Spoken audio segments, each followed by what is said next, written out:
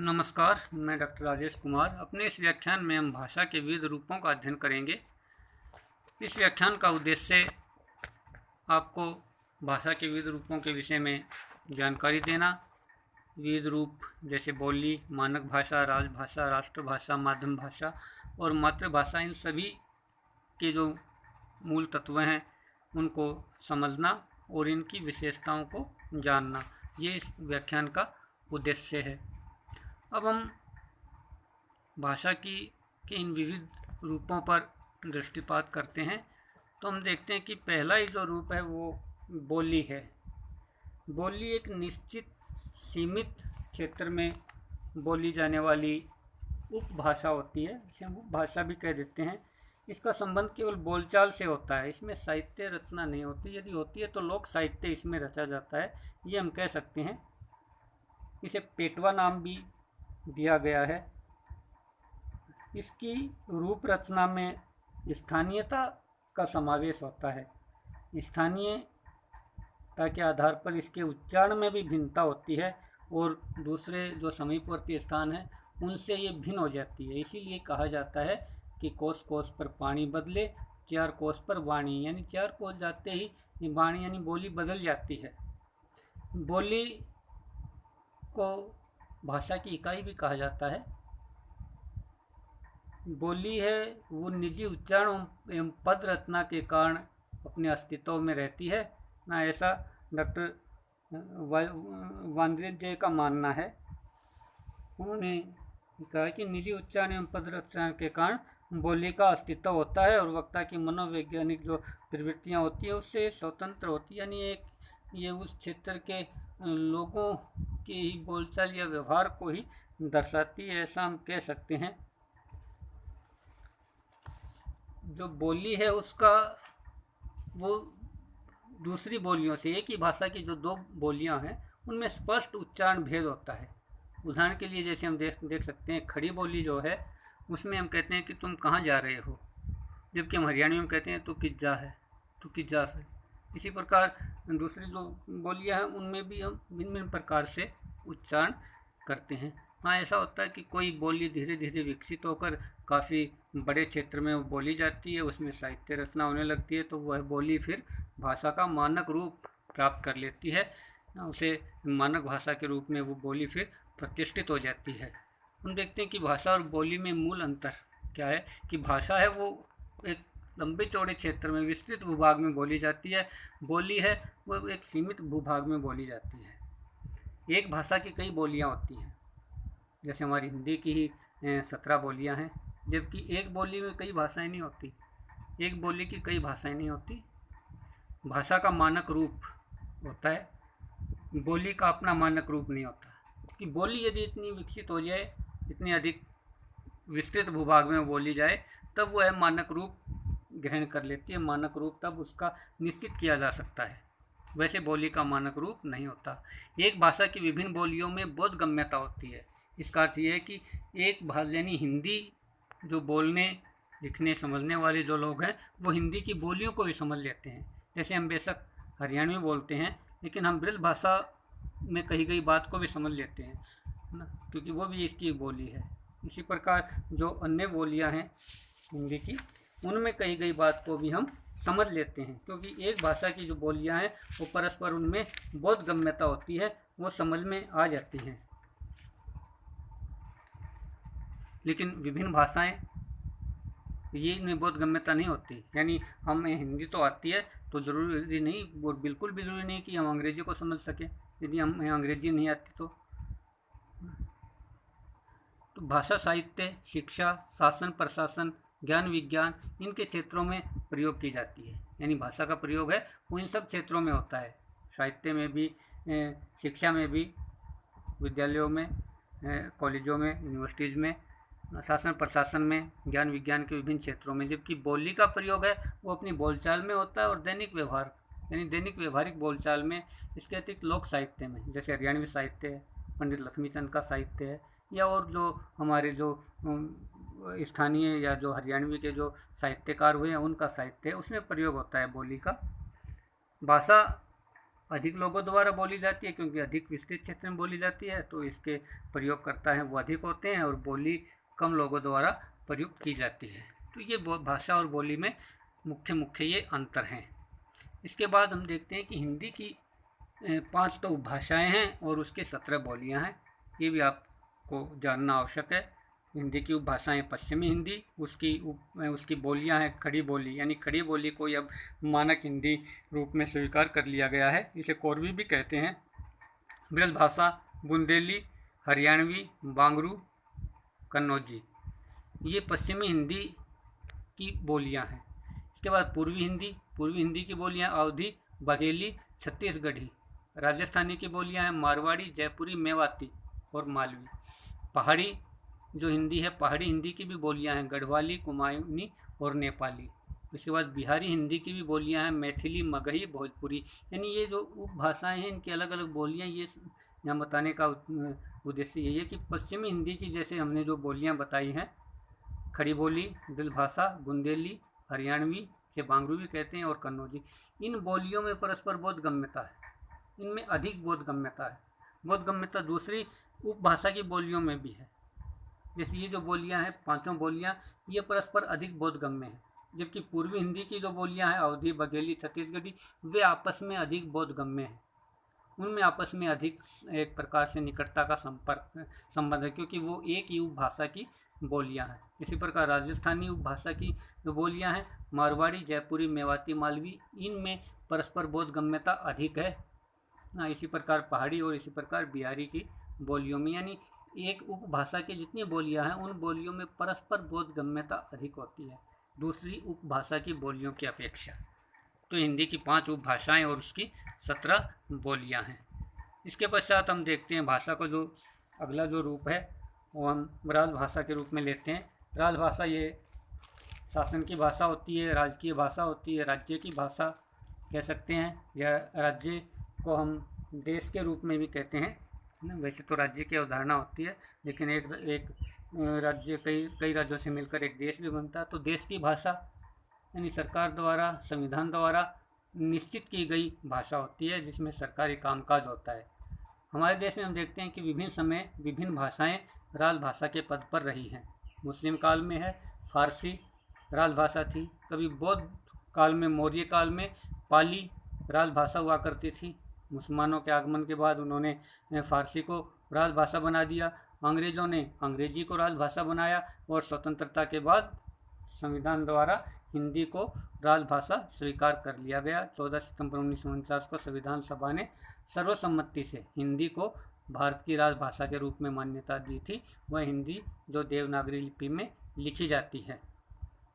संविधान का जो भाग 17 है उसके अध्याय 1 में अनुच्छेद 343 से लेकर और 351 तक हिंदी के विषय में प्रावधान किए गए हैं। राजभाषा हिंदी के विषय में विविध प्रावधान है कि किस प्रकार हिंदी को बढ़ावा देना है ना।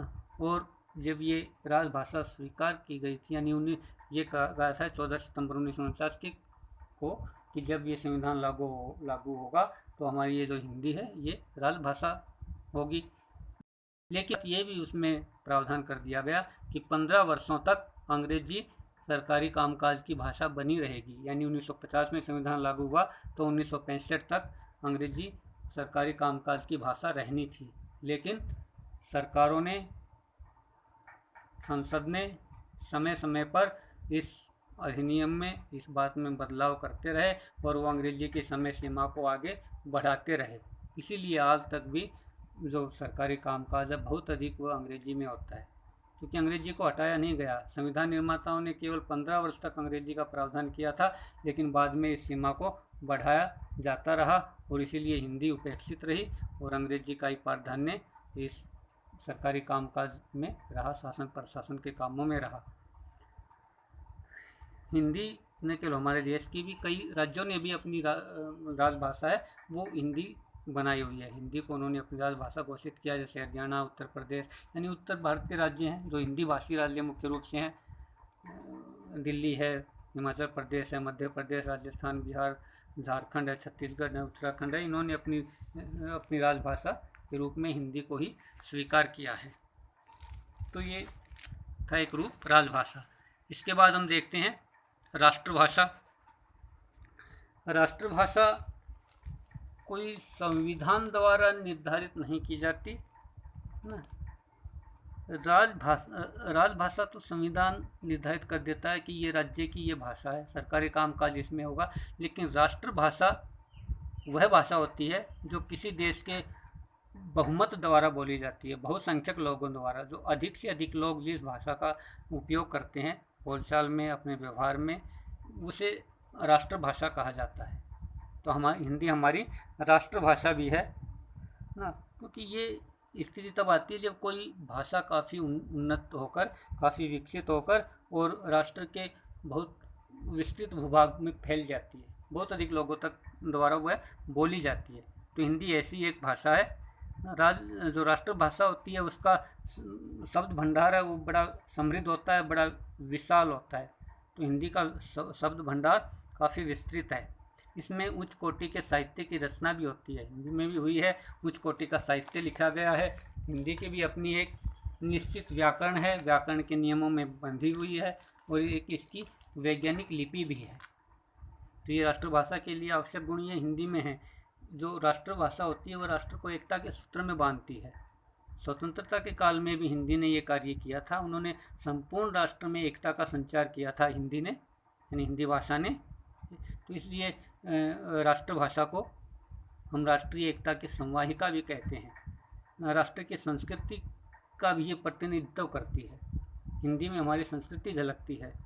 डॉक्टर धीरेन्द्र वर्मा ने इस संदर्भ में कहा कि हिंदी भाषा भारत की राष्ट्रभाषा है, क्योंकि यह कभी न सूखने वाला अक्षय वट है। ऐसा बड़ का पेड़ जो कभी सूखता नहीं, यानी हरा भरा रहता है और वो विकसित होता रहता है। उसमें कुपले फूटती रहती हैं, नई टहनियाँ उगती आती हैं, नए पत्ते आते हैं। इसी प्रकार हिंदी भी अपना शब्द भंडार विकसित करती रहती है और निरंतर आगे बढ़ती रहती है। तो ये है राष्ट्रभाषा। इसके बाद अगला जो रूप है वह है माध्यम भाषा का। इसे हम संपर्क भाषा भी कह सकते हैं। जैसा कि नाम से स्पष्ट है, किन्हीं दो भाषाभाषी व्यक्तियों के बीच जिस भाषा से संपर्क स्थापित हो वही संपर्क भाषा या माध्यम भाषा हो जाती है। जैसे यदि कोई पंजाबी बोलता है और हिंदी समझता है और कोई दूसरा बंगाली बोलता है, वह भी हिंदी समझता है, तो पंजाबी और बंगाली दोनों हिंदी में आपस में संपर्क कर सकते हैं, क्योंकि हिंदी दोनों समझते हैं।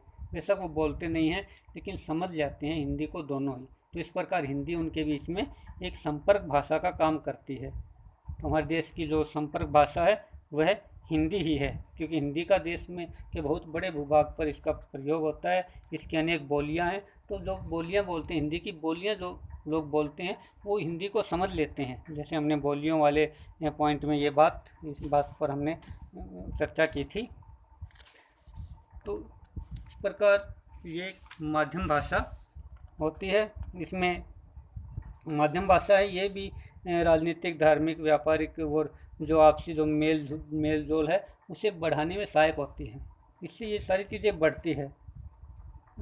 तो क्योंकि हिंदी हमारी राष्ट्रभाषा और राजभाषा तो है, इसीलिए संपर्क भाषा के रूप में भी ये काफ़ी मजबूती के साथ उभर कर आई है ना। क्योंकि आप कहीं भी चले जाएं संपूर्ण भारत में के लोग कम से कम हिंदी यदि वो बोल ना पाएंगे तो हिंदी वो समझ लेते हैं। तो इसीलिए वो एक संपर्क का स्थापित करने का एक माध्यम ये भाषा बन जाती है। इसे हम संपर्क भाषा कहते हैं। अगला जो भाषा का रूप है वो हम कह सकते हैं कि मातृभाषा, यानी माँ की भाषा। बच्चा जो अपने परिवार में माता पिता या अपने जो परिवार के जो दूसरे सदस्य हैं उनके अनुकरण से, उनकी देखा देखी जो भाषा सीखता है उसे हम मातृभाषा कहते हैं। क्योंकि भाषा है वो मानव का आनुवंशिक गुण नहीं है।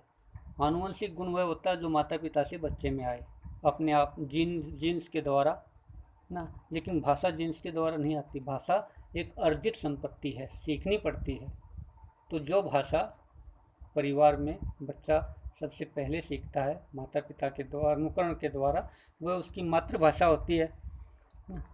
इसीलिए माँ को बच्चे का पहला गुरु कहा जाता है, क्योंकि वह बच्चा है अपनी माँ के हाव भाव या उसके बोलने का ढंग या उसकी भाषा सुनकर उसी प्रकार की ध्वनियाँ निकालता ही वह सबसे पहले सीखता है। तो इस प्रकार माँ के अनुकरण पर सीखी गई भाषा को ही हम मातृभाषा कह सकते हैं। ये हम अपने सामान्य व्यवहार में प्रयोग करते हैं, खासकर परिवार में तो इस भाषा का प्रयोग किया ही जाता है। आप देखेंगे यदि कोई परिवार, कोई बंगाली परिवार किसी बड़े शहर में, दिल्ली जैसे शहर में रहता है, तो अपने घर में बंगला भाषा का प्रयोग करता है, क्योंकि बंगला उनकी मातृभाषा है। बेशक वो बाहर लोगों से संपर्क के लिए हिंदी का प्रयोग करते हों, लेकिन वो अपने अपने परिजनों में, अपने परिवार में, माता पिता भाई बहन के साथ वो बंगला में अपनी मातृभाषा का ही वो प्रयोग करते हैं ना। मातृभाषा में जो शब्द होते हैं, ध्वनियाँ होती हैं, जो इसके बलाघात, लय और तान जो इसमें होती है, उनकी अपनी एक विशिष्टता होती है। तो इसीलिए ये एक अपने भावों को एक विशिष्टता के साथ व्यक्त कर सकती है। मनुष्य को जब भी कोई बहुत अधिक कोई सदमा होता है, कोई दुख होता है या कोई बहुत अधिक प्रसन्नता होती है, तो स्वाभाविक रूप से उसके भाव हैं वो मातृभाषा में ही निकल कर आते हैं। अंग्रेजी या दूसरी किसी ओढ़ी गई भाषा में वो अपने सुख दुख को उस रूप में या उतनी प्रभावशीलता के साथ उन्हें नहीं बता सकता जितनी प्रभाव से वह अपनी मातृभाषा में उनका वर्णन कर सकता है, उन्हें बता सकता है। तो ये है मातृभाषा। इसके बाद हम अगला रूप देखते हैं, महत्वपूर्ण है मानक भाषा। इसका हमने पहले भी चर्चा किया है, यानी वह भाषा जिसका मानकीकरण कर दिया गया है, यानी स्टैंडर्ड लैंग्वेज जिसे कहते हैं, यानी वह उस स्तर पर पहुंच गई है कि उसका एक व्याकरण निर्धारित कर दिया, उसके शब्द रूप सारे निर्धारित कर दिए, शब्दों की वर्तनी निर्धारित कर दी, पूरी तरह से वो परिनिष्ठित हो गई, परिष्कृत हो गई ना। उसे विद्वानों ने ना, अनेक समितियों वगैरह विद्वज्जनों की समिति ने उसका एक रूप निर्धारित कर दिया। इस प्रकार इसकी वाक्य रचना होगी, इसमें शब्दों की जो संरचना है वो ऐसे होगी, मात्राएं इस शब्द में इस प्रकार की मात्रा, यानी सब कुछ उसका वर्ण विन्यास और सारी चीज़ें वो निश्चित हो जाती हैं। और वो उन्हें फिर कौन नियंत्रित करता है? व्याकरण के नियम। व्याकरण के नियमों के अनुसार वह भाषा चलती है। ये जो मानक भाषा होती है, राजकीय कार्य मानक भाषा में ही होते हैं। यानी जो हिंदी का जो मानक रूप है वो हमारी खड़ी बोली है।